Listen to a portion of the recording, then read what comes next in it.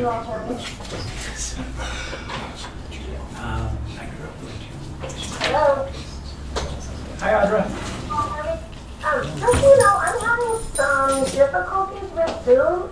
I'm not sure if it's Zoom or if it's the Google Chrome. But I've had problems kind of off and on ever since I tried to start this meeting. So, for I guess everybody who's on the line, I'll do my best to keep us connected, but I'm not sure what's going on. You sound good now, Audra, but we'll kind of monitor it from the council chambers. Okay, thank you. Good evening and welcome to tonight's City Council meeting. Today is Tuesday, November the 1st, 2022. The time is now 6 p.m. The regular meeting of the City Council now come to order. Would you please rise for the Pledge of Allegiance? Frank, would you please lead us? I pledge allegiance to the flag of the United States of America and to the republic for which it stands, one nation, under God, indivisible, with liberty and justice for all. Recording in progress. Thank you, Frank. Before we get started, would everybody please turn their telephones off and remove their hats if you have them on? Okay, appreciate it. Item 1, roll call please. DeBono? Here. Griego? Here. Ogletree? Here. Shu? Here. Thurman? Here. Williamson? Here. Rico? Here. Item 2, approval of the agenda. Council like to make any changes? Hearing none, entertain a motion. So moved. Second, Second. call a vote please. DeBono? Yes. Griego? Yes. Ogletree? Yes. Shu? Yes. Thurman? Yes. Williamson? Yes. Rico? Yes. Item 3, policy items, staff reports. Mr. Ruger, do you have anything from staff you need to report? Mr. Mayor, nothing this evening. Okay, thank you.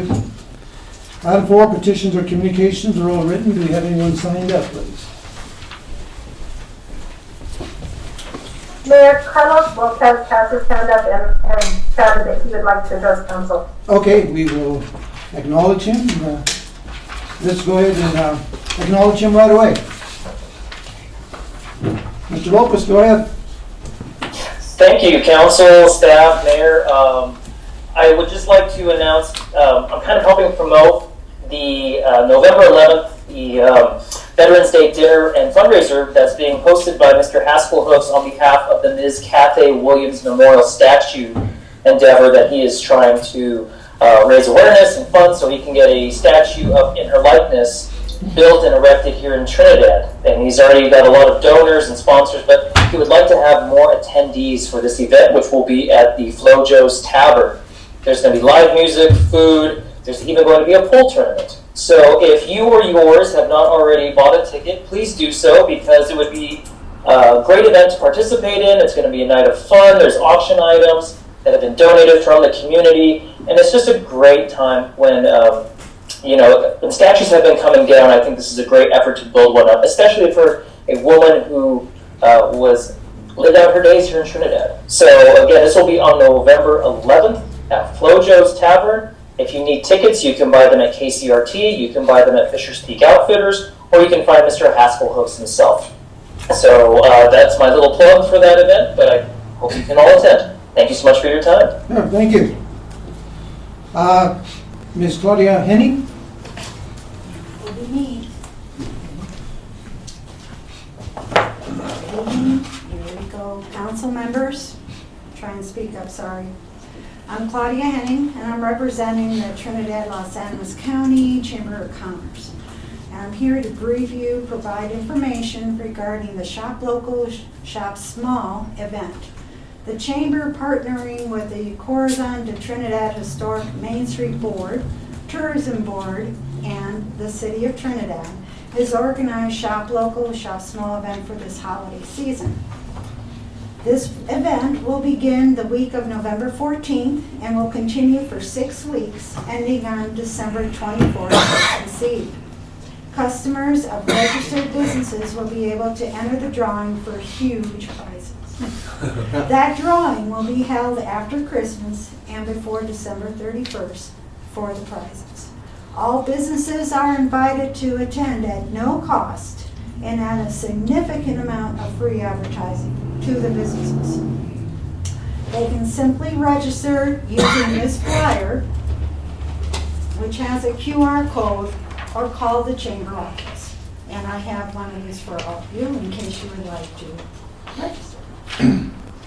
Some of the prizes are, and our main big prize is $1,000 of cash. And that's coming from the Corazon Trinidad Historic Main Street Board. We also have one night for two with dinner, plus $50 in chips at the Wildwood Hotel and Casino in Cripple Creek. That's about a $300 award.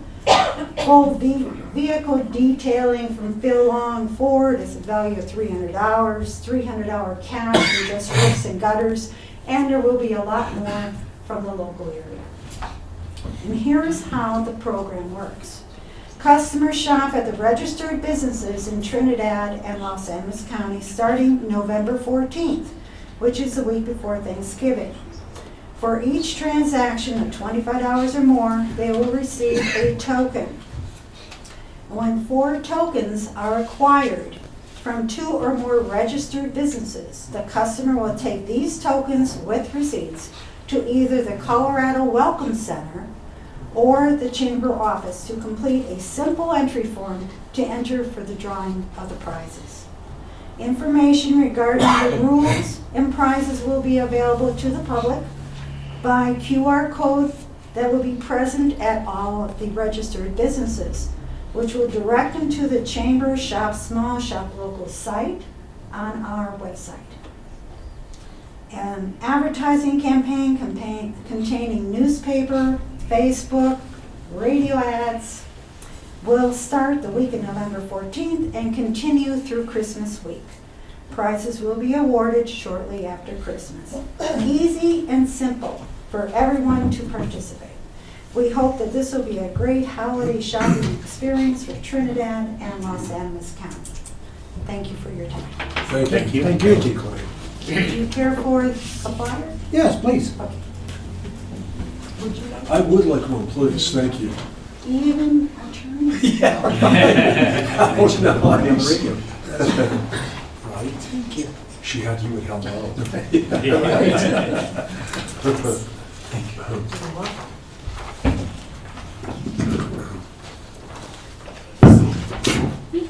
Nice brochure.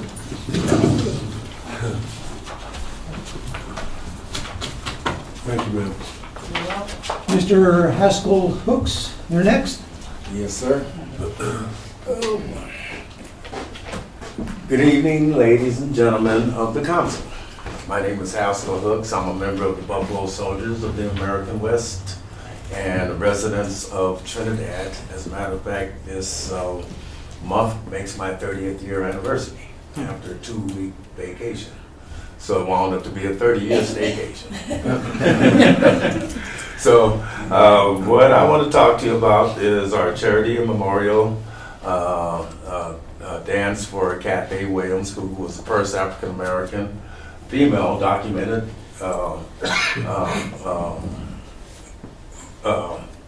disguised as a man, from Cathay Williams to William Cathay, Private William Cathay. So after learning about who she was after joining the Buffalo Soldiers, we are reenactors, and one of our actments was who were the American heroes during that time. So we had a reenactment of a lady, or Private William Cathay, coming in and squatting down and pointing the rifle around, and with our first sergeant, Fred Applewhite, describing who she was and what she did. And they found out that William Cathay was not Private William Cathay, but Private Cathay, William Cathay was Cathay Williams. And she was the first documented soldier, 38th Infantry. And I went home and looked her up to find out about her, and found out that she was from Trinidad, Colorado. And that's where it all started. So going back and forth between here and Trinidad, between Brighton and Trinidad, I got a chance to look up at the library about who she was, and found out more information. And then I found the librarian told me that there was a plaque over at the Trinidad History Museum at the Bach House. So I went over there to go check it out, and I did find the plaque. And it had writings about who she was and what she did. And then I really started going after. So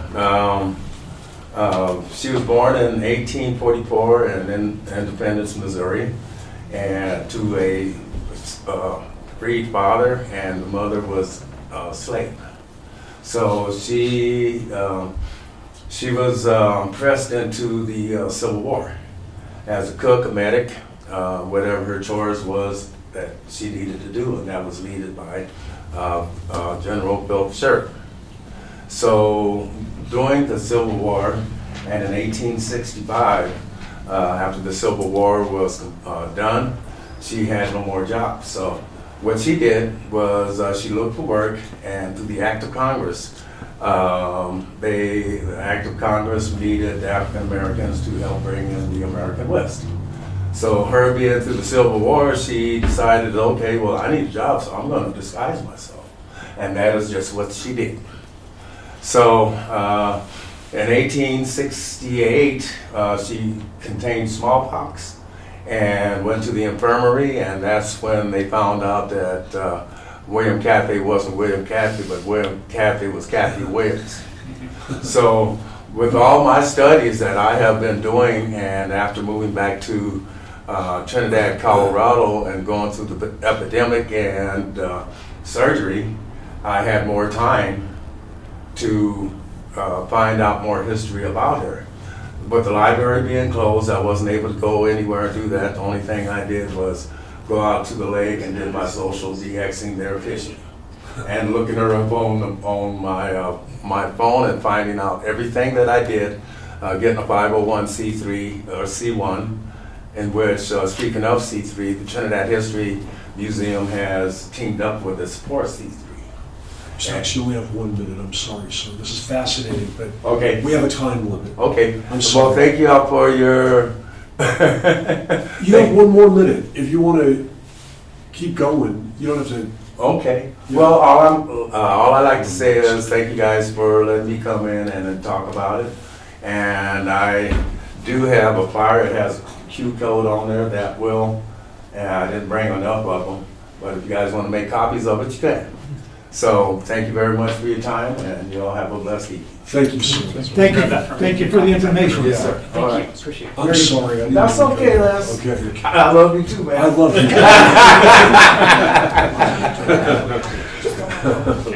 Mr. Murphy.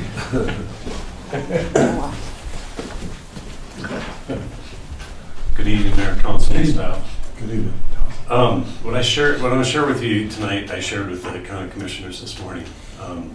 40 years ago, which doesn't seem possible because I'm pretty sure that I'm only 39, I sat out a semester of college my junior year to stay in Trinidad and help my family. And it's the first time I paid attention to an election 40 years ago here locally. And we listened to KCRT to the election. It was interesting. Became more involved in elections in 2002 when we bought the paper, and as I've been part of the television. And I shared this with the mayor recently, and I want to share this with the council because I think this is relevant to what's going on right now. 2 weeks ago in this room, I had someone that tried provoking me and enticing me into an altercation. And I'm like, the level here with elections, at the national level, at the state level, and local level is high. And people, they're a bit on edge. And so, as I told the commissioners this morning, I think, having participated in all these elections, I think this year, in particular, we need another layer over at the courthouse of protection, of just prevention. An ounce of prevention is, worth a pound of cure. I think, Aaron, you told me, aren't you friends with Gabby Giffords? I mean, violence is real. And I don't want to see anything happen, but I think if I called up the PD and said I have concerns, I don't know that they would listen to me. But I think with the city manager and council, that they probably would. I'm going to be there live streaming as I did last year, but don't take this for granted. The things that living in a small town, that it's, you know, that we don't have these concerns. I mean, people are very, very either this way or that way, and it only takes one person for this to disrupt things. So I'm just encouraging you guys with the position that you hold to encourage our law enforcement just to be a little bit more prepared.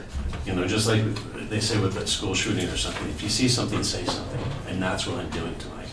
I want to be the one, I don't want to be the one that says I told you so, but you know what, let's let next week happen, let our democracy, you know, be by vote, not by confrontation. So that's all that I'm asking. I think you guys are in the position to help, you know, just put them on a little bit more alert. The sheriff takes care of the courthouse, but out and about, that's all that I'm asking. Thank you. Thanks, Tom.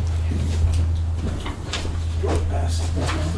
I don't think there's anyone else listening in. Don't sound like other than Mr. Lopez, and he already spoke. Thanks. Okay, on to item 5, the consent agenda. There's a couple of things I just want to mention, the consent agenda, item D and E. There's a first reading, and typically we have some information in there, but this, because of the information, I talked to Audra about this, and we're just going to have someone introduce, and the information that we will cover will be in, you know, at the time frame of November the 15th, and I'll read that off. So we're not going to get into any discussion, we'll just have someone introduce that item. So let's go ahead and talk about the item 5 consent agenda. 5A, approval of the regular meeting minutes of October 18th, 2022, and special meeting minutes of October the 24th, 2022. Item B, appointment of Council Member Grego as liaison to the tree, as Ms. Grego as liaison to the tree board. Item E, consideration of a change order to agreement for professional services with New Front Engineering for the 4160 breaker and relay upgrade and synchronizing project, and the changes are $15,900.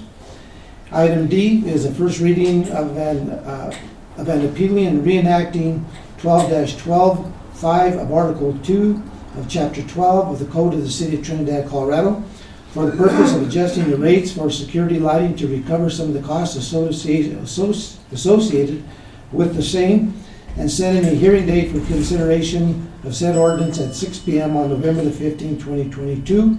Could I have someone to just introduce, please? I'll introduce it. Okay. Item E, first reading of an ordinance amending Article 2, electricity, of Chapter 12 to be consistent with other language contained in Chapter 12, municipal utilities of the Code of the City of Trinidad, and the Trinidad Municipal Natural Gas Department, gas tariff number 1, and setting a hearing date for consideration of said ordinance at 6 p.m. on November the 15th, 2022. I need someone to introduce that item. I'll introduce. Okay. Item F, approval of the bills in the amount of $2,062,577.48. Item G, approval of the payroll October the 29th, 2022 through November the 11th, 2022. The amount of $366,356.62. Entertain a motion. Mayor, I would like to request a point of clarification. Okay. 5C, is that for the authorization or for the consideration of the change order? Mr. Ruger? Mr. Mayor, so this is, because of the dollar amount, it has to be approved by council. So it's just a change order for the project, and it's approval of the change order by you all. Understood. Okay. So you need to entertain a motion? So moved. Second? Second. Call a vote? DeBona, Yes. Griego, Yes. Ogletree, Yes. Shu, Yes. Thurman, Yes. Williamson, Yes. Rico. Yes. Item 6, public hearings. We have none. Item 7, unfinished business. We have none. Item 8, 8A, consideration of housing now incentive application and agreement to R.J. McGregor at 1401 Santa Fe Trail. Entertain a motion? So moved. Second? Second. Discussion, Mr. Wallace. And Mr. Yerman, I guess you're both here. You both come up. How y'all doing this evening? Good. Good. Good. How are you? Good.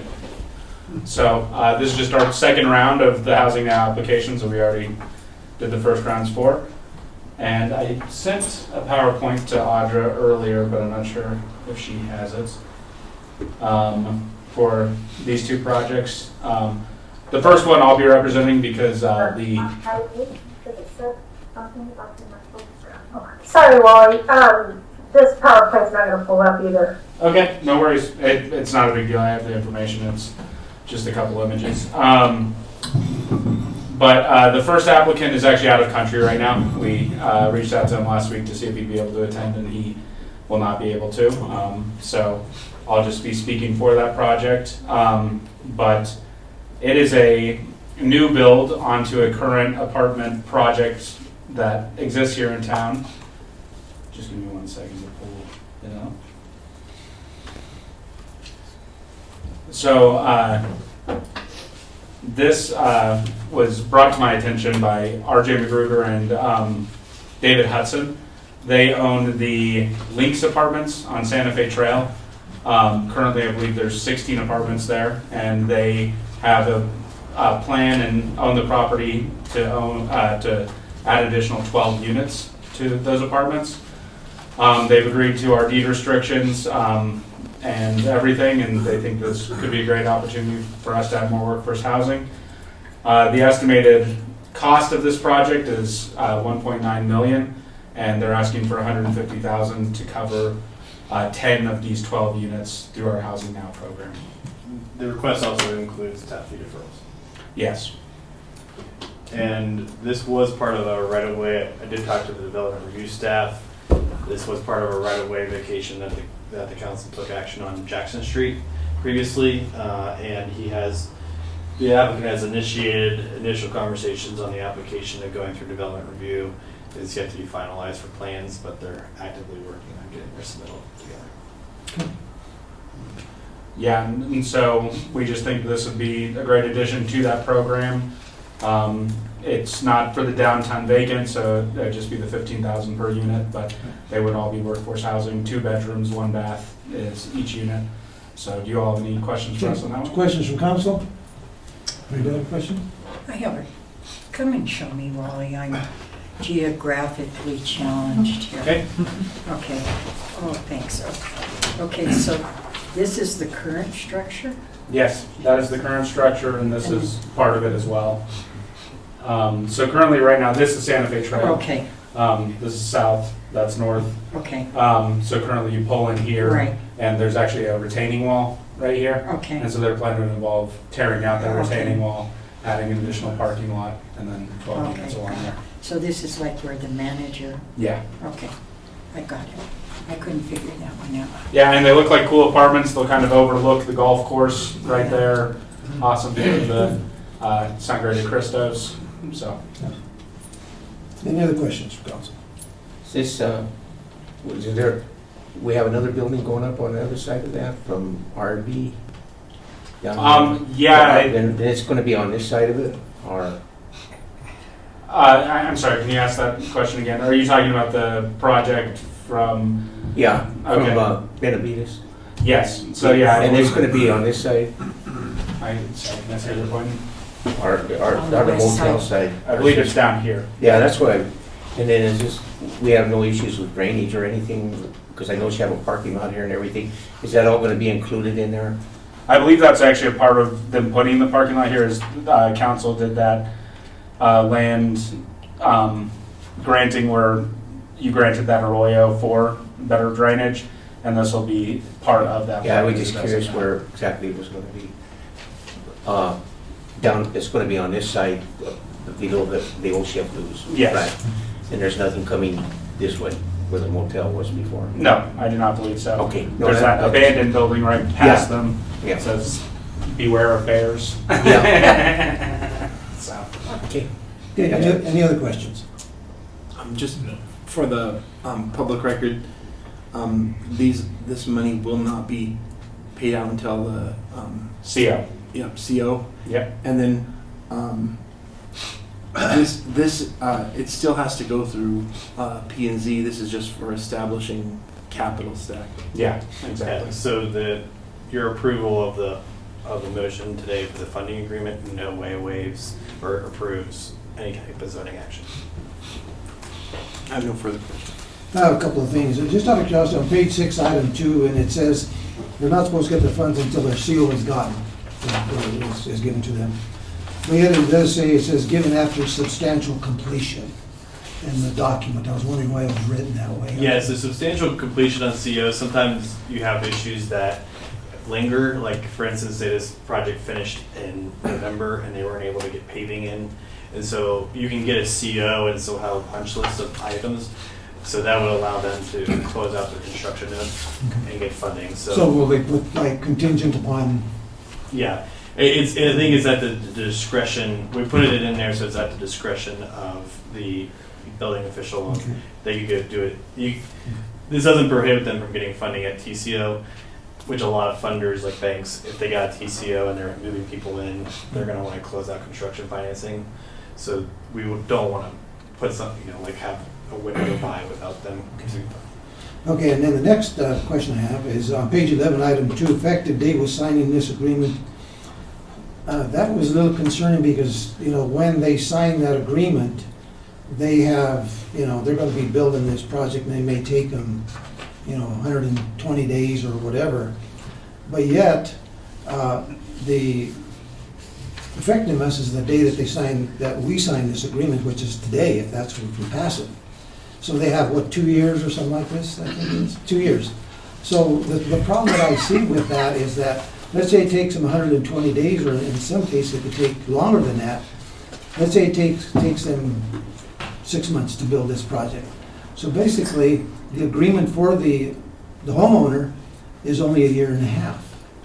So that was a little concerning. I was just kind of wondering, can you explain? Yeah, so actually, if you read in there, it's actually 2 years or the continuation of a building permit. So an applicant can come back and renew their building permit. A building permit, and I don't want to speak for the building department, but the way the IRC is normally structured is it's good for 2 years, and if it expires, you have to repay the fees. So it would allow, so as long as someone's actively working on the construction of their building and has an active building permit, it allows the agreement to renew. Well, the way I read it, unless I'm incorrect, is that it also that let's say they finish the project and the owner, or not the owners, but let's say someone moves in. They've only got, according to what I read, they've only got that extended, not that extended period of time. They've only got that 1.5 years and then after that, the market can open up to more volatility as far as cost goes. That's the way I read it. Okay. That was a concern to me for the person that's going to rent. You might want to go back and just check that. Oh, so your concern is about the fact that the deed restriction doesn't, but the deed restriction, is it around the execution of the deed restriction and the length of the deed restriction? It was, like I said, it was on page 11, item 2. So the way the deed restriction is written in there, sorry, I got my computer. I think we can alleviate, if your concern is about the execution of the deed restriction doesn't get executed to CO. And so the effective dates of those terms of the 80% AMI and the 100% AMI terms and the occupancy are based on when the deed restriction is recorded. Okay. And so you'll see that purposefully, we made the deed restriction an exhibit that is left blank because as construction goes, until we get final legal descriptions of the units, et cetera, at CO, we don't want to record something against the property. So it's the date of the recording. When they get their check, they record the deed restriction the same day, and that's when all those terms in the agreement take effect. Okay, so that's that deed restriction portion is what you're seeing? Okay. Yeah. But that was a concern, it just concern. That's a great question. Okay. Any other questions? Call the vote, please. DeBono? Yes. Griego? Yes. Ogletree? Yes. Shu? Yes. Thurman? Yes. Williamson? Yes. Rico? Yes. Item 8B, consideration of housing now incentive application and agreement for Francesca Villani at 210 North Commercial Street, and I see Ms. Villani is here. Entertain a motion? So moved. Second? Second.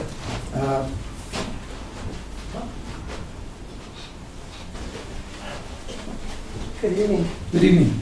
Hi. everyone. Good evening. I I am Francesca Villani. I own a building called the Sherman Building at 210 North Commercial. And I'm asking for consideration for the housing incentive.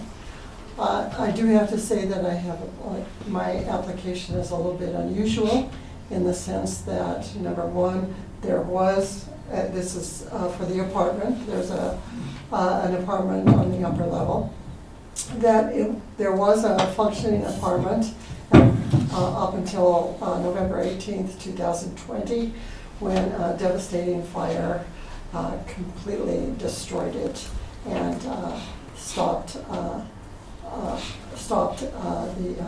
commercial endeavors down below. I have two, the building has two storefronts, and so the building has been pretty much vacant for almost 2 years, but so there was an apartment until the fire.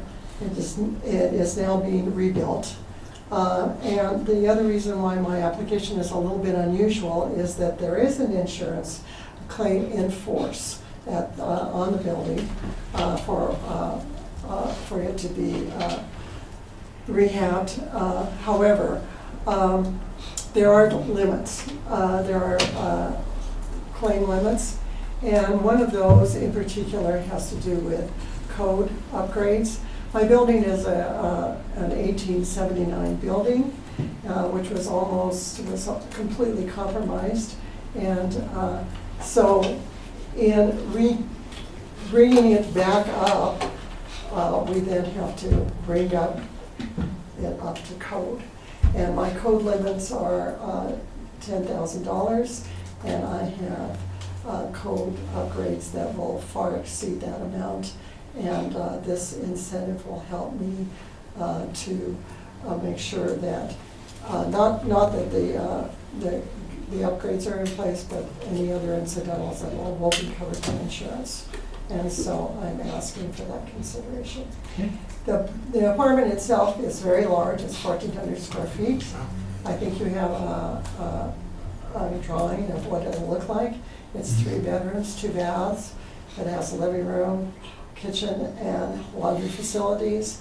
When it's finished, it will house a family very comfortably and very safely. So, do you have any questions? Any questions for Ms. Alani? No, I'm just gonna ask, is that within our, what we're talking about for housing with the incentive, with the insurance? I mean, just to make sure that that was not gonna be an issue down the road. Yes, we created this program with the plan that at the time of this passing, if the building is vacant, and because of the fire, and because the whole building has been stripped out since the fire, it would be considered totally vacant at this time. And so we do approve of this being a part of the program, and that would be our suggestion to council. Okay, any other questions? You could have got 2 for the price of 1 out of that. Pardon me? You could have got 2 for the price of 1 out of that apartment. Well, it'll be a beautiful apartment. And it'll be a wonderful home for somebody. So. And if I can touch on that, I think because of insurance, you have to do it as a one single occupancy apartment again too. It couldn't be divided into 2 because of the insurance claim. Exactly. Well, you know, Ms. Wagner, it's just good to see that another building of this age is still going to remain intact without just having to destroy it and using it again. It was very shaky. The building took some serious engineering to stabilize the building, but it will be saved. So it will be beautiful. The more buildings that we could save in that era is most important for the city of Trinidad. So thank you. Thank you. Thank you. Anything else that you need to add? None? No, we're still, at this time, we're still accepting applications. I think that we need to decide how we want to move forward with the $500,000 that we appropriated into this. So that's a discussion that we will keep on having. We did briefly kind of stop promoting it as well right now as we're making those decisions. Do do you want to touch on that at all? Well, we'll have an update under the manager report on the DOLA grant, and we're going to ask for some direction on that, so I'll kind of hold off on that. What was the code section? Was it 11.2 that you were concerned about? It was, let's see where we got that. I'll work with Les and I will take a look at it just to, I'm tap dancing up here, so I don't. It was on page 11, item 2 of the information that we received in our Gotcha. Google Drive. All right, that makes more sense. I was like, there's not 11.2. Yeah, on yours. So I'm like, I definitely misspoke. Okay. Okay. So yeah, nothing else to add. We are just very glad we had a few more applicants for this program, and with this small investment, hopefully we'll bring in 13 more workforce housing units into Trinidad. Okay. Thank you. Thanks, guys. If no further questions, call the vote, please. DeBono? Yes. Griego? Yes. Ogletree? Yes. Shu? Yes. Thurman? Yes. Williamson? Yes. Rico? Yes. Item 8C, art gallery permit application filed by Amanda Armstrong at 149 East Main Street, number 5. Entertain a motion. So moved. Second. Second? Ms. Armstrong, are you, could you please come forward? Kind of give us a little bit of history of what you're attempting to do? Hi, Dad. So the art gallery permit is essentially it is issued no more than 15 times a year for no longer than 4 hours at a time during those days, and is essentially just to offer a complimentary drink in the art gallery. That is it. Okay. Questions from Ms. Armstrong? No. So it's in the gallery rows. Yes. So I guess my question is for you, Liz. Can they take alcohol out of, No, it stays. it has to stay in your gallery? Yes. Okay. Do you actually need a license for that? You don't, you need this. I mean, this isn't really a license, it's a permit application. But because it is temporary and it's only for 4 hours, this will suffice for doing that very special event kind of thing. It's kind of like a special event that we have for other. Right. Like Oh, Okay. yes, food and all that. exactly. Although that's bigger and, Wow. but, right, that's correct. Okay. Yes, sir. No, that's fine.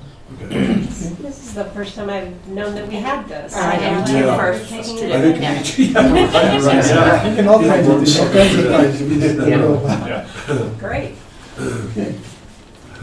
What is this license called? What is it in particular? Is it I think it's an art gallery permit application. Yeah. I can't read. No, I'm kidding. That's how I got the information. That's just art gallery permit? Yeah, yeah. Of course, thank God it was on that. Yeah, there's only Just two kidding. types of these licenses, and one would be for the .org, and that's the front of the special event permit, which I do not follow under.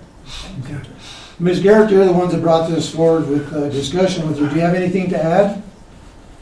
No, Mayor, I don't have anything else to add. Okay. If there are no further questions or questions, call a vote, please. DeBono? Yes. Griego? Yes. Ogletree? Yes. Shu? Yes. Thurman? Yes. Williamson? Yes. Rico? Yes. Thank you. Good luck. Thank you, Ben. Item D is a public comment on a potential new welcome center, multimodal center at exit 14. I'll kind of tee it up for you people so you kind of get an understanding. I know we've had a little bit of discussion on this before, but I'll explain to you why we're bringing forward in this manner tonight. There's two items that actually involve this. One is the exit 14 that is going to be under consideration to revamp by coming off of that exit 14 and instead of coming across the way it is right now, they will shut that down and they will move the street behind the J&J Motors and back around. And that is under consideration at this time by the Department of Transportation.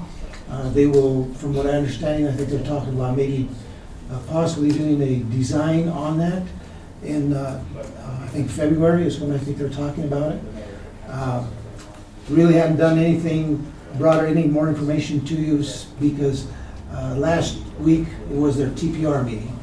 And that's when they wanted to bring it up to make sure. We also wanted to make sure that with the other part of this, which I'll explain, that they were okay with it as well. The second part of this is the two buildings that are right in this area. We've been talking to the potential owners. At this point in time, they are interested, but there needs to be a process. One, we have to do an appraisal.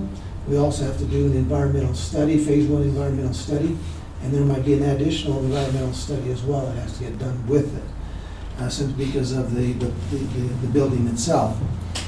One of the things that is really not concerning, is that the reason why we would like, I think this is an ideal site, is because it's a high visible area, because if you look at it coming off the highway, the way it would come off, the Welcome Center and multimodal, if that's all inclusive, it would come right into it.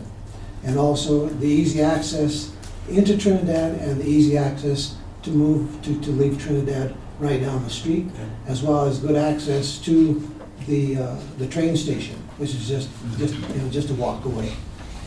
High visibility is recommended by the State Tourism Office. That's one thing that they do want to see, is a welcome center in a high visible area, because that's what they want. They want ease of access on and off, and they also want the building to be easily identified. That's one of the other things that they would like to see. There's been a question in the past as to why not use the area where the old train station used to be 100 years ago. When they redid the highway, and narrowed that area down where it could come. And I actually had pitched that particular area at a TPR meeting, I don't know, a few months back. But the Wendy Pettit, she's the lady from CDOT, she said that it would not work there. And basically she said no. And because there's low visibility, they're also concerned about restrictions on the height of the building. That would be too close to the highway. There's some other areas. They're supposed to be bringing us some additional information maybe later this week for the reasons why or why not. But anyway, that's, and of course it's not easily accessible. And the other reason that I could see is, why would we want to put a welcome center there that it's only right now would be about 200 yards away from the current welcome center? It doesn't make a whole lot of sense. And then it's the accessibility is really not there as well. So with that, I'm going to open it up to public comment. If anybody in the audience wants to comment about the potential new welcome center and multimodal, please come forward. Anyone?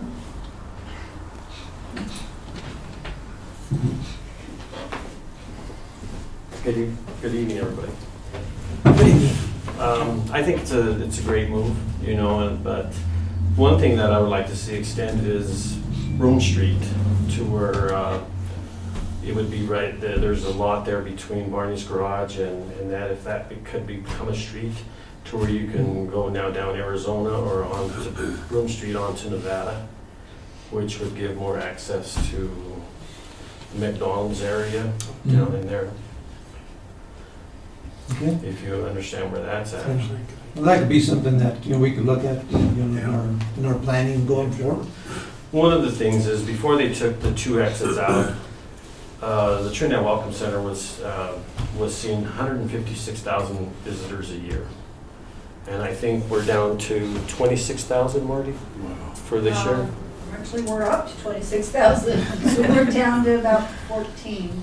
So we're at 26,000. So the Welcome Center does need to be in a visible area to where, and an on and off ramp to where people have access to it. The one thing about what I see is the 156,000 visitors that Welcome Center saw. And if you take that little area that it's in, so, it's a small area which serviced a lot of people. So, we're moving into a bigger area now, so. And the one thing I see about this other area that we're having is the tourism board just purchased a new van, and we also have a trolley. And we pay rent for both of those to be stored during the winter time. And if that could be included in this facility also. I guess those were the things that I had to say. You know, the big factor in this is the room that is there, and like I said, we're talking with the owners, and hopefully that we can get this agreement, in the direction that we want it to go. But the big thing is the amount of room that is actually needed today, because like I mentioned before, people are traveling in big buses and big trailers, and parking, just try to do that with this welcome center. It would be just not doable. And I guess the other concern I had is this the only option? If this option doesn't work, is there another option in place? We don't know yet. That's the question that we have, and hopefully this will. Because we've looked at other things, but I'm not sure what other options there are that are good. So my concern is the Trinidad business area has suffered in the last 20 years. I don't know if any of you have talked to any of the business owners downtown. They're struggling to stay afloat. And I think the one thing about the Welcome Center being on one of these exits is Main Street is accessible to all of these visitors to get to Main Street and Commercial for these businesses. And that's another concern. It brought the business downtown. Right. Okay. So, and I think you and I had talked about at one time, exit 13, I don't know if you're all familiar where Sonic is at. JR's is right across the street. The state owns a piece of property behind JR's. And I also thought that would have been a good place for a welcome center, which we go back to the thing of the welcome center where it's at, servicing 156,000 people in that little area that it is in. This area is also bigger than where the welcome centers is at. So just to consider that it's in the downtown area is what the tourism board would like to see. Yeah, like I said, we need to, hopefully this will go through. If not, we're going to have to really look at other options and the best options. Okay. For us. Thank you. Okay, thank you. Thank you, sir. Anyone else in the audience want to speak or comment? Council, any questions? Hi, this is Di. Hello? I wasn't sure if it was time to talk. Yes, please. Go ahead. Hi, this is Di Michaels. I'm sorry I couldn't be with all you tonight, and thank you for all that you do and moving towards trying to put together the multimodal station. I too backed Tom and thought that we really should have an option just on the table of whatever that is and however we put that together, and that it would have to be downtown. I don't know if most of you knew, but yesterday Walmart had an IT problem and it was closed. And if you didn't know that and you went to Safeway or downtown, it was bustling and crazy busy, which is an example of what happens when you put things out on exit 11 versus downtown. It was written about on Facebook. You can in numerous different ways. So, I have so much gratefulness that you guys are putting together the program that you have. But I really think that you are always not the ones in the seat a year or 2 years from now as we work through this process, and that to have a second option or to somehow put that in writing that that center has to be located in the downtown area is only being a good steward for our community. Okay. And that's really what I have to say, guys, is I really believe that we have to have another option or two. Although I'm really grateful for what we have, and I can surely see why that area is, is being voted on, sort of. But if we could, get a second option on the table, and I don't know how do we do that with a breakout group or just by hearing us, but I do think we need a second option. Well, just to let you know, what's going to happen now, like I said, we wanted to make sure that the TPR group was okay with that exit 14 exchange to take place. And then moving forward with the two owners, what's going to happen is, like I said, we have to do the appraisal and the phase 1 environmental. And then once that's done, then the CDOT actually has a group that will come in and actually do the negotiating for us. And there are certain appraisers that are only qualified to do appraisals for something like this. And the big thing is that we have to follow the procedure that CDOT is saying. Because if we don't, like I mentioned before, if we didn't follow procedure, it would disqualify us from being able to, if we have once, because this project is going to take a few years. It's not going to happen next year probably, but as far as purchasing the property, it will happen within the next several months, hopefully. But what will happen is that if we don't follow procedure, we won't be able to qualify to apply for any follow-up grants for the actual building. So that's the really Absolutely. So we need to make sure that we follow procedure. Absolutely. I truly believe that we're all working as a team, and I'm a rule follower, and I just love it when people are all working together. It's not about that. It's just to make sure that if something happens in a year or two and none of us are sitting where we are, that sometimes this community has been hurt when other people are in charge, and I'm not saying any of you or me, but you know, they don't have as much experience as we have had, all of you up there have had watching the boom and bust of Trinidad. It's just that somehow, if that didn't work out and none of us were in our seats 2 years from now, that there would be somewhere that we all agreed would be a good idea. Well, you know, in the last few months we've been talking to CDOT. One of the things is they have really, you know, reached their hand out to try to help us any way possible. And really want to thank them for giving us the instructions to follow and say we're willing to help you. And so I really think that they are really trying to help us, and I think it's good that they're reaching their hand out to say we'll help you. Okay. Right. Any other comments, questions? Go ahead. Well, just know, thank you, everybody, and please really consider us not all being here in 2 years and doing other things and having people sit in your seats that may not have as much knowledge as you do of the boom and bust of Trinidad, just to put maybe in place the option 2, because I truly believe that we need it just in writing somewhere where we all think would be a good idea if for something reason there's something wrong with that property. Okay. Any other questions? I don't have a question, and I'm sorry if I'm a pain, but so while we're doing this planning for exit 14, those businesses around there have to start cleaning up. I mean, on top of being a visual problem, it's hazardous. It's very hazardous. So in the process of negotiation with CDOT, we have to start cleaning up that area and making it presentable.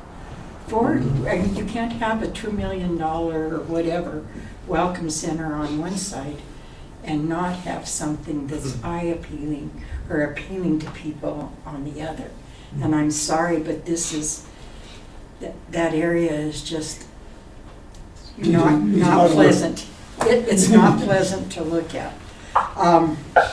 Secondly, you know, when Mr. Kress mentioned the property behind JR's off of Main Street, I guess maybe I'm really shooting high here, but I could see you almost need exit 14 for the traffic because it's going to be open. But maybe we should really start looking at, okay, if you know what the general public does when they travel, they look for those high rises. And you see the McDonald's sign, and that's how they navigate through town. So why can't we do or consider doing something off of Main Street as well? Maybe an ancillary, maybe interactive, something that right there that can say, If you want more information, this is where you go. Just an information center. Some kind of information center. At one time, years ago, I don't know if you remember, Mayor, we thought about doing some kind of a little building there to promote the Riverwalk. Yeah. You remember that? Yeah, I remember that. Something to think about. And just, you know, I hope CDOT does work with us, because I've worked with CDOT on a private project we had in 1995, and it was tough. So if they're willing to work with us, I say let's go for it. And I will say this, is that in talking to the owners, I know we have one owner that is very, very interested. Yeah. And the other one just wants to wait and see, you know, the appraisal values and all this stuff, so it's not how it works out.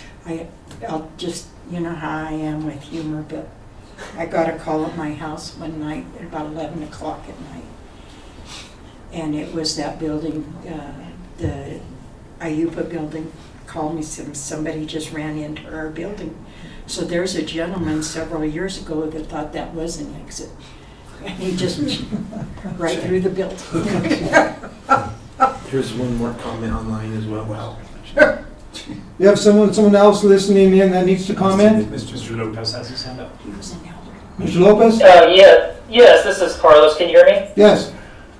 Okay, I'm very grateful that you're considering putting this on exit 14. I think that's going to be a wealth of more travelers coming into the downtown corridor. Now that my wife and I have a business downtown, we definitely would love to see more of those revenues coming. I do want to advocate, though, for another option besides north of exit 14. I think having a multimodal depot back where the train depot used to be would be advantageous, considering that you wouldn't have to go through raising properties, doing more development, and then building a whole new facility where you could just go down on that parcel of dirt next to the actual platform and build something there.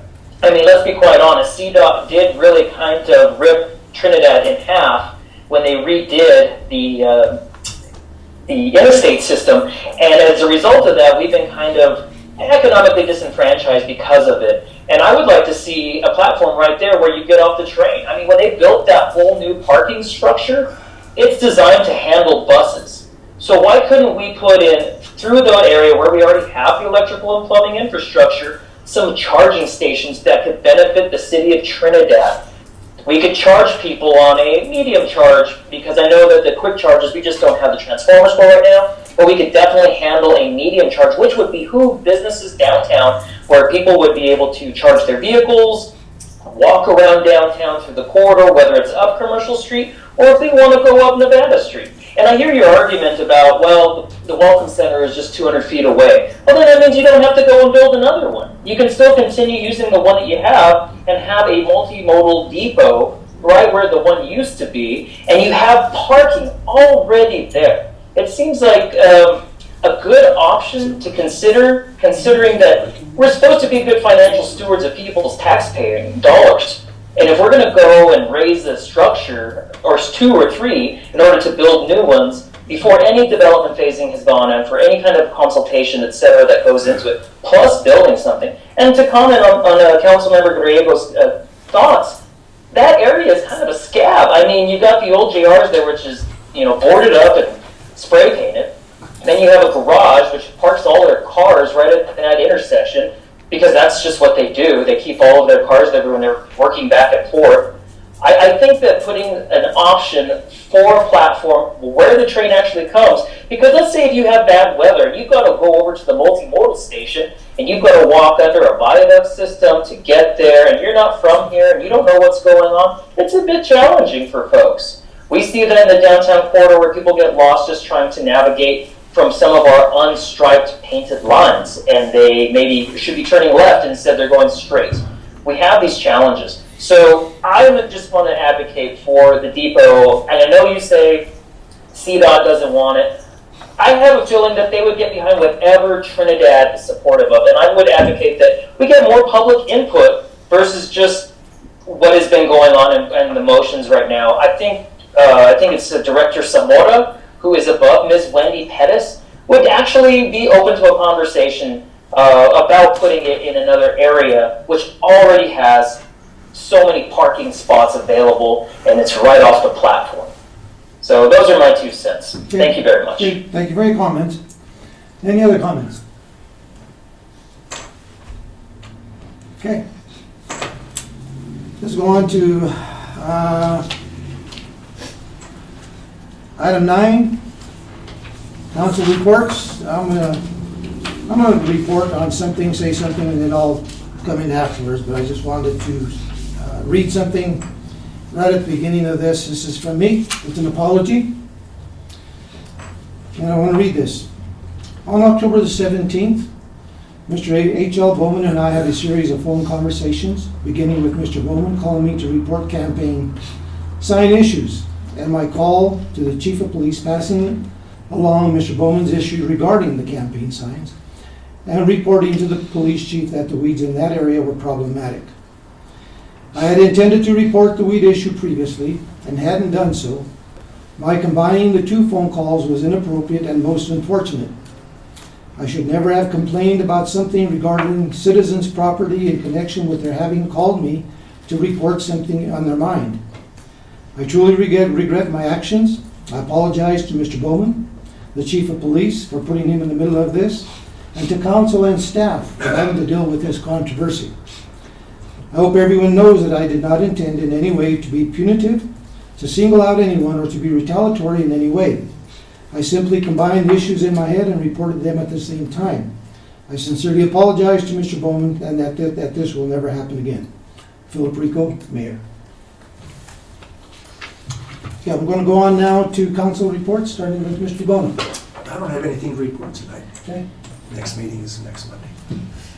I think I've said more than enough. Have you? Yes. Nothing for me. I don't have anything to report tonight. No reports here. We had a ARPA board meeting, which I wasn't able to attend due to a TPR meeting and the COG meeting. It was primarily budgetary and some general housekeeping. Also, Carlos Lopez was in attendance, and we're going to get the full download from him, so if there is anything pressing or needful, I'll bring that to council.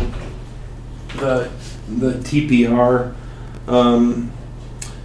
was fairly uneventful, with the exception that we've already discussed about Mayor from Mayor Rico's perspective on exit 14. And then at the Council of Governments, again, there's no major update there that has immediate implications to the city. There is some potential cost-saving measures coming up in the future, and I'll get with Steve on those when they become more concrete. Also, after a lot of consideration, even in light of what was just said, I've made the decision to file an ethics complaint with Mayor Rico as respondent concerning the October 18th incident. So that's everything I have. Okay. A few other things that I've got here is that I got it was a handwritten note from Miss Gibson from the Harry Sayers Senior Citizen Center, and she just wanted to thank the City of Trinidad and City Council for their support, which we do, and glad to do it because senior citizens need that support all the time. Thank you. Also attended a mayor's meeting at CML a little over a week ago. That was pretty interesting, where only mayors of the entire state of Colorado are there. There must have been, the first day there were probably 24 of them. The next day there must have been 40 or 50 of them that were there, or quite a few.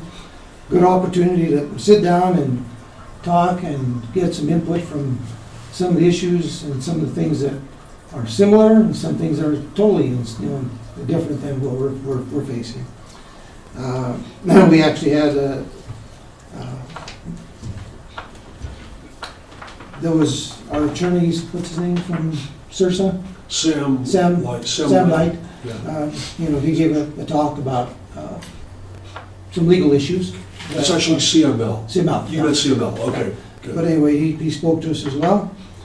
I can't believe you let anyone else talk to you about legal issues.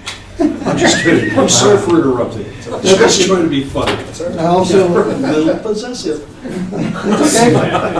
Also attended the Action 22 meeting that Friday, and they had asked me to do a kind of a report from a mayor's perspective as to crime, and I was able to speak on that because I did, you know, some research on it with all the crime that's going on, not only in Trinidad but statewide, and the issues regarding drugs, and you know, some of the bills that have been put forward in the last few years that have created some issues for the police departments and even the judges and you attorneys, the way you have to deal with them. And to be honest with you, after reading all the information, I didn't read everything, but I read the 300-page document that was redone just last year. And I read the bail bonds document. That was another 20 pages or so. And it is it's difficult to read. I mean, so you can understand how they're, you know, but and I really believe that maybe some changes need to come along with some of this stuff, because we know that they've reduced some of the felonies down to misdemeanors, some misdemeanors down to petty offenses, you know. So and that's creating a problem with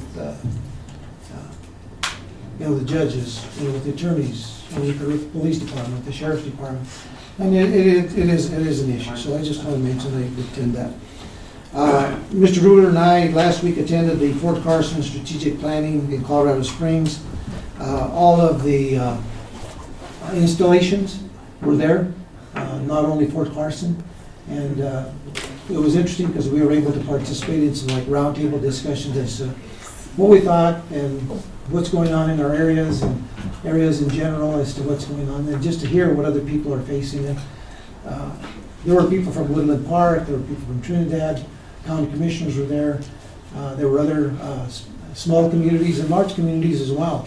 And you know, we're all in the same boat. We're all facing the same thing, whether it's only like us, and even some of those a smaller community than us.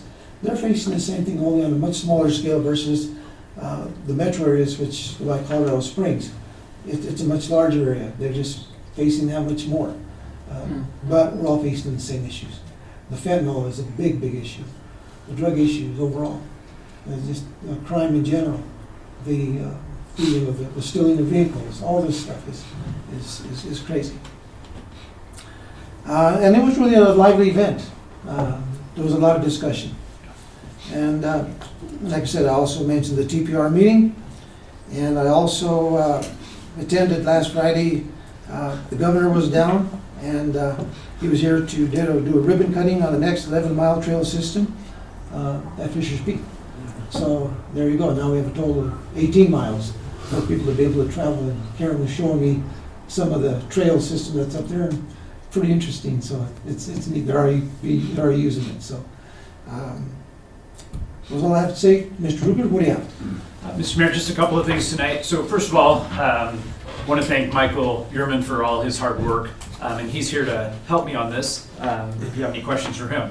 But we're looking at our next round of IHOI grant funding. It stems from a recent House bill, and we got guidance on that. We're having a hard time finding a way to morph that or use it for a city project. So Michael's been in conversation with Jay Chimino's group about the Catholic school project. And we believe we can use the money to do some of the abatement and remediation work that would fund that.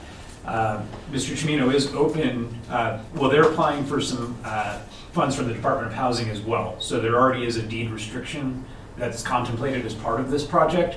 So it aligns well with DOLA's goals as well for affordable housing. So it's a kind of a change in scope from what we've normally been doing with these grants. But we just wanted to run that by you tonight, and certainly Michael can put anything else in that I'm missing. But we're just kind of floating it out there for your consideration. What do you have to add? Yeah, I would just add that, so we did present our Idaho application, which was to try to leverage the Housing Now funds. And the feedback we got is it's very competitive, and that the knock that was going to keep, I mean, because of the competitiveness of this, the knock that was going to get us not to the next round was that our deed restriction wasn't a long enough, at least 30 years. And one of the DOH members that was on our review committee mentioned, well, I've been in conversations with a developer who's talking about doing a project that would have a state deed restriction. Why don't you potentially look at partnering with that for this grant? So, this is my, Steve's best, and Wally and Talitha as well. Really trying to make sure we don't miss an opportunity to leverage the funds. One, I'm always, I'm a big lead by example kind of person. So if this grant doesn't work, the Housing Now program has been very successful. We're seeing that with the response we've seen from the community. So I don't think changing the Housing Now program to fit within the box of the state so we get an extra 250 is the right decision. But the opportunity that, because Mr. Chimina's group is talking to DOH, the Division of Housing through DOLA, on a deed restriction that would qualify what they wanted to see, their project aligns. The big kind of still question mark though, because the funds are ARPA funds, they have to be spent by June of 2024. That was the other big issue when we presented our projects, was because of construction, they were like, well, it has to be in June 2024 is like the drop dead date to have every dollar spent. They really want to see it by January, February of 2024 that their checks have been written. So that was the other thing, was like, well, with all this uncertainty, the reason this works potentially with that project though is that if the Chimina Group is successful in getting the EPA funds for the cleanup, and they're already estimating that their costs are well above, well north of 1.5 million, that we could use their Housing Now funds, leverage it with a DOLA grant and an EPA grant to get that building even ready for construction. So that's kind of the thought process. The one last bit of clarification, which we did get kind of the thumbs up, but not the official head nod, was that DOLA would consider funds spent once the Chimina Group gets a no further action termination on the remediation work. So that would be a phase, the funds would be spent, and we check the ARPA box. But, we wanted to bring forward, I know one of the big things that we discussed early on was leveraging city funds with additional matching funds. There will be other grants if we decide not to go this direction, but we wanted to put our best foot forward with DOLA. They were very, very excited about the project, just the overall response. So I think there's a lot of momentum, and our ask is modest compared to a lot of other communities. So I think they want to see a potential partnership with it. So that was the good response. The thing was that because it was so competitive, the fact that our deed restriction didn't go 30 years out on the AMIs, et cetera, they were like, that's going to be a hard hurdle for us to overcome. So anyhow, if given your direction tonight, the process of this would be that we would modify our letter of intent, depending on the council direction if you so see fit. And then if we were selected to actually submit a formal application, we'd come back with a formal letter of support for the actual grant application, because they received so many applications, they're actually vetting everybody before they can let you actually formally apply. So that's kind of the direction we're looking for, and I think either way, the Chimina Group is, I think they're flattered that we're trying to get through that capital gap. That's just a remediation step for them.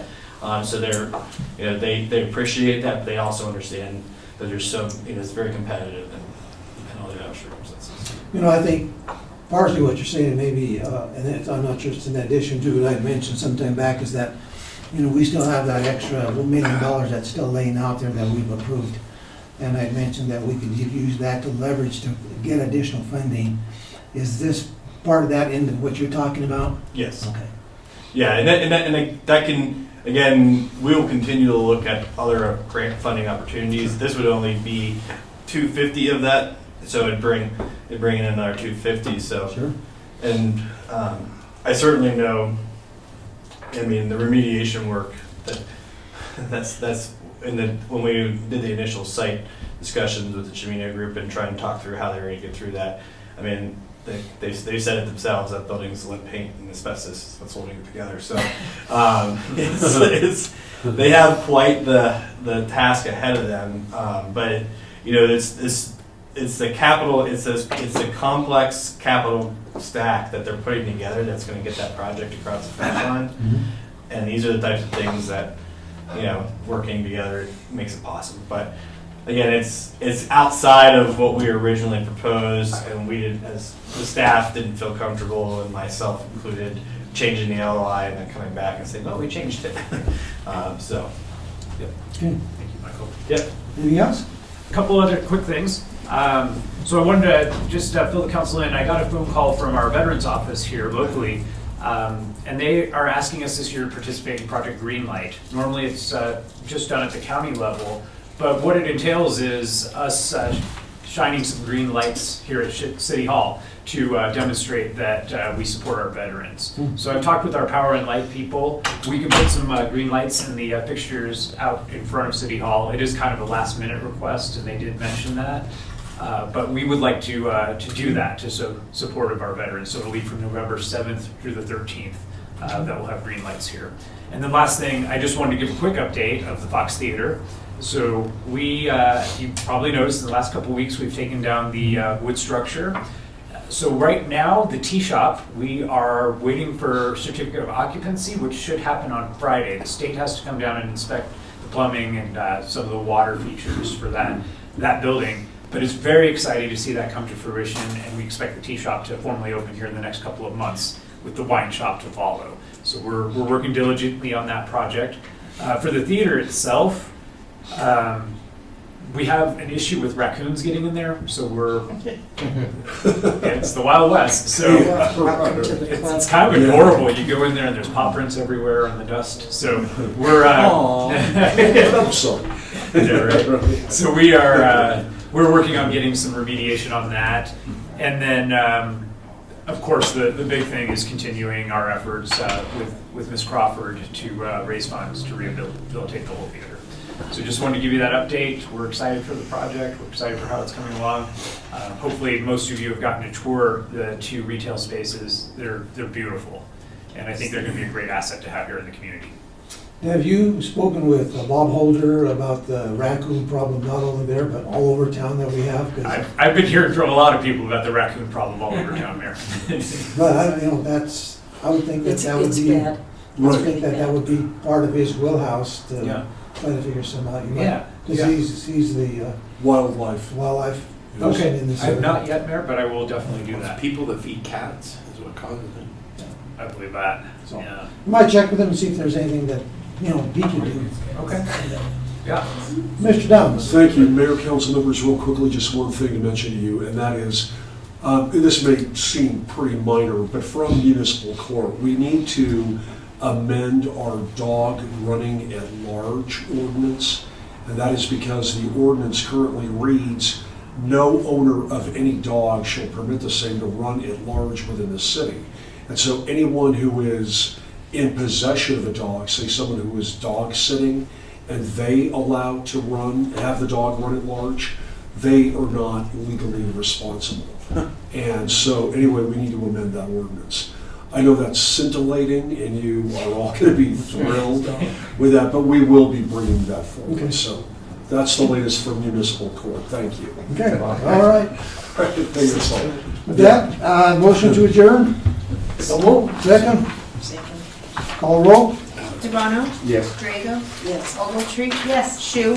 Yes. Thurman? Yes. Williamson? Yes. Rico? Yes. Although I am still pondering a meeting with 40 mayors.